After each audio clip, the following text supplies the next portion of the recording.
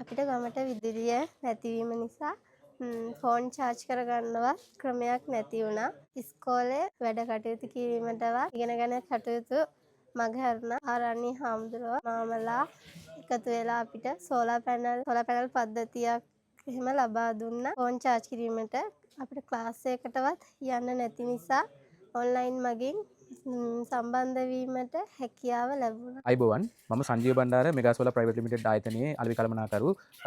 එතකොට අපි මේ අවස්ථාවේ රැඳී ඉන්නේ මීමුරේ මධ්‍යම බෙහෙත් ශාලාවේ. ඒ කියන්නේ මීමුරේ ගම්මානයේ තියෙන එකම රෝහලේ තමයි අපි ඉන්නේ. එතකොට අපිට මීමුරේ ආරණ්‍ය සේනාසනය සහ මහනුවර විශ්පදනම සමග සාලිය මහතාගේ පණිවිඩයක් මත අපිට ඉල්ලීමක් ආවා. මේ මීමුරේ ආරෝග්‍ය ශාලාව ඇතුළුව මීමුරේ ගම්මානය දවස් 25කට වැඩි ප්‍රමාණයක් විදුලි බලය නොමැතිව පැවතිනවා කියලා. විදුලි බලය කියන එක අපිට මේ ගමට කවදා එයිද කියන එක ක්‍රියාත්මක වෙලා තිබ්බේ නැහැ. කවදා වෙනකන් මේ විදුලි බලය ලැබෙයිද කියලා බලාපොරොත්තුවක්වත් නොමැතිව තමයි මේ ගම්මානයේ තිබ්බේ. ඉතින් අපිට ඉල්ලීම් මත විශේෂයෙන් මතක් කරන්න ඕනි මීමුරේ ආරණ්‍ය සේනාසනයේ ස්වාමීන් වහන්සේලා ලොකු ස්වාමීන් වහන්සේ ඇතුළු ස්වාමීන් වහන්සේලා සියලු දෙනාගේම ඉල්ලීම් පරිදි අපි මෙම ස්ථානට හයිබ්‍රිඩ් සෝලාර් පද්ධතියක් සවි කරලා දීමට අපි අවශ්‍ය කටයුතු සූදානම් කරා. මෙගා සෝලාර් ප්‍රයිවට් ලිමිටඩ් සහ ගුඩ්ඩි ටෙක්නොලොජිස් කියන ආයතන එකතු වෙලා ඒ සංවිධානයෙන් පසුව මෙම ස්ථානට තිබ්බ ලොකුම ගැටලුව තමයි ඒ සෝලාර් පැනල් සහ ඉන්වර්ටර්ස් මෙතනට රැගෙනීමේ ගැටලුව තමයි ප්‍රධාන වශයෙන් තිබ්බේ.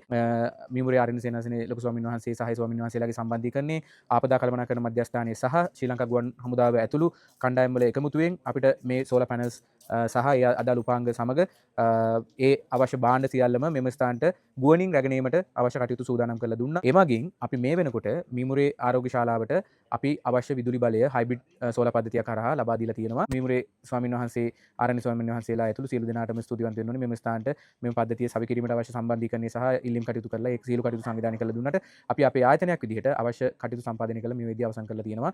මෙහි ඉන්න ළමයිට උනත් තමන්ගේ දුරකථනයක් charge කරලා හරි ඒ ඔන්ලයින් ක්ලාසස් වලට හරි සහභාගී වෙන්න පුළුවන්. නමුත් පාසල ආරම්භන දිනයක් දින නියමයක් නැහැ. විදුලි බලය ලැබෙන දිනයක් නියමයක් නැහැ. ඒ සියලු කටයුතු වලට මේ මගින් සහයෝගය ලැබෙයි කියලා අපි විශ්වාස කරනවා. විශේෂයෙන් රෝගීන්ට මිනිස්සු 1400ක් ඉන්න පවුල් 450 ජීවත් වෙන තැනකට අනිවාර්යයෙන්ම අවශ්‍ය දෙයක් තමයි විදුලි බලය.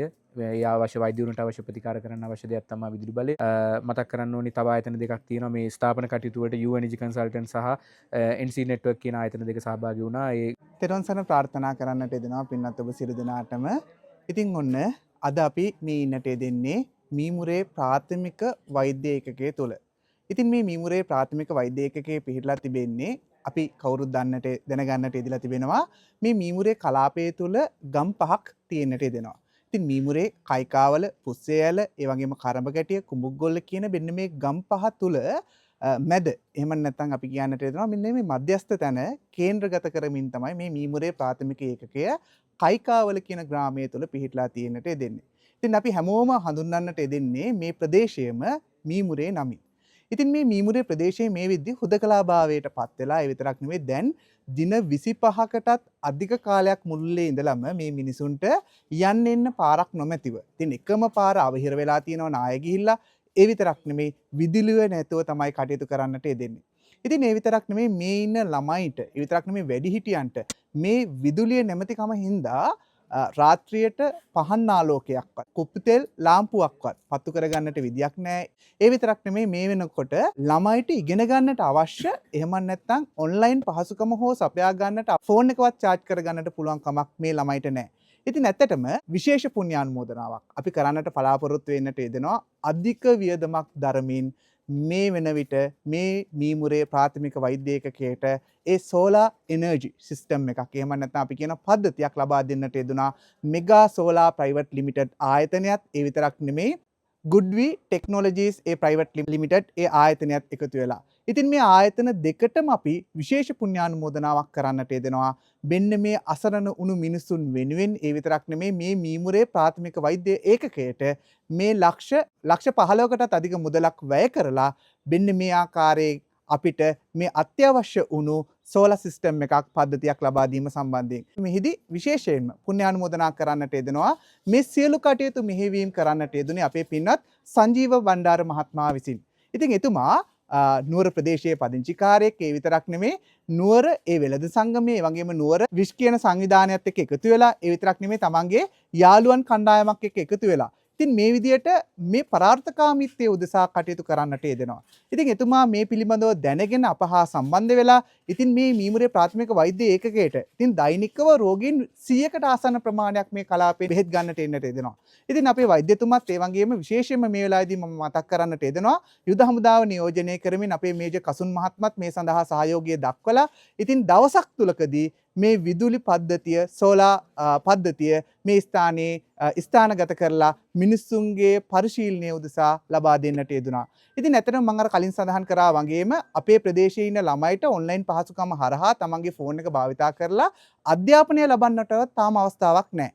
හේතුව ෆෝන් එක charge කරගන්න විදියක් නැහැ. ඉතින් අන්නේ හේතුව නිසා සමහර කාලට ළමයි එදෙන ජෙනරේටරයක් හොයාගෙන ගම පුරාම ඇවිදින්නට එදෙනවා. ඉතින් කොටසක් ආරණ්‍ය සේනාසනයට එනවා, කොටසක් සමහර කාලට හොස්පිටල් එකට එනවා. හොස්පිටල් එකේ තියෙන පොඩි ජෙනරේටරය භාවිතා කරන්නට හැබැයි කවදාවත් මොන වෙලාවකදීවත් 100%ක් බැටරිය charge කරගන්නට වෙන්නේ නැහැ. ඉතින් ඒ කියන්නේ මිනිසුන් ලොකු කැපකිරීමක් කරන්නට එදෙනවා තමන්ගේ මූලිකම අවශ්‍යතාවයන් පවා සපුරා ගන්නට. ඉතින් ඒට කදිම විසඳුමක් ලෙස තමයි මේ ආයතන දෙක එකතු වෙලා මේ ආකාරයෙන් අපේ සංජීව මහත්මයාගේ මූලිකත්වයේ යටතේ ඒ විතරක් නෙමෙයි විශේෂයෙන්ම මතක් කරන්නට ඕනේ ඒ ඉංජිනේරු උජිත මහත්මයා එතුමත් මේ වෙලාවේදී සහසම්බන්ධ වෙලා මේ කටයුතු කළමනාකරණය කරන්නට අපිට සහයෝගය ලබා දෙන්නට යෙදුනා. ඉතින් මේ වසම් පහ වෙනුවෙන්ම ඒ විතරක් නෙමෙයි මීමුරේ කයිකාවල පුස්සේයල කරමකැටිය කියන බෙන්න මේ කුමුග්ගොල්ල කියන වසම් පහ වෙනුවෙන්ම මීමුරේ ආරණ්‍ය සේනාසනයේ ස්වාමීන් වහන්සේලා විදියට අපි පුණ්‍යානුමෝදනා කරන්නට මේ අවස්ථාවක් කරගන්නට යෙදෙනවා. ඉතින් අපේ ගම්මු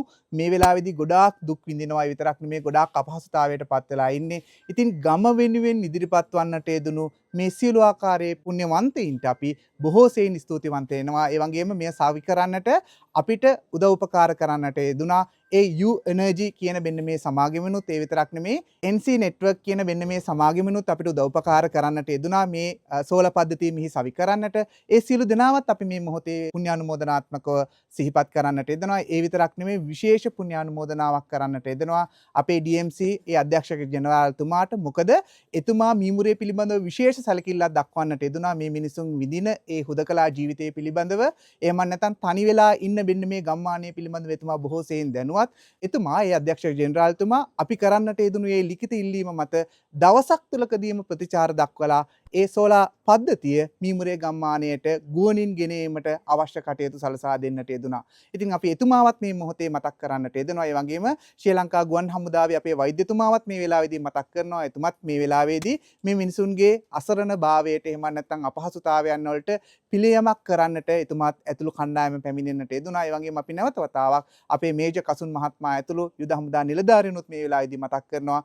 විශේෂයෙන්ම මතක් කරන්නට ඕනේ මේ සියල්ලක්ම සහසම්බන්ධීකරණය කරන්නට අපේ පින්වත් සංජීව මහත්මයාව මේ වෙලාවේදී මේ මීමුරේ පිළිබඳව සහ මීමුරේ ප්‍රාථමික ඒකකයේ පිළිබඳව දැනුවත් කිරීම කරන්නට යෙදුනේ මෙහි ස්වේච්ඡා සේවාවට සම්බන්ධ වන්නට යෙදුණු ඒ බාලදක්ෂ පෝතකෙක් වන්නට යෙදුණු එහෙම නැත්නම් බාලදක්ෂ සංගමයේ ඒ සහාය අධ්‍යක්ෂක ධූරය දලන්නට යෙදුණු ඒ සාලිය මහත්මාව ඇතුළු ඒ බාලදක්ෂයින් අපි මේ වෙලාවේදී නැවත වතාවක් සිහිපත් කරනවා.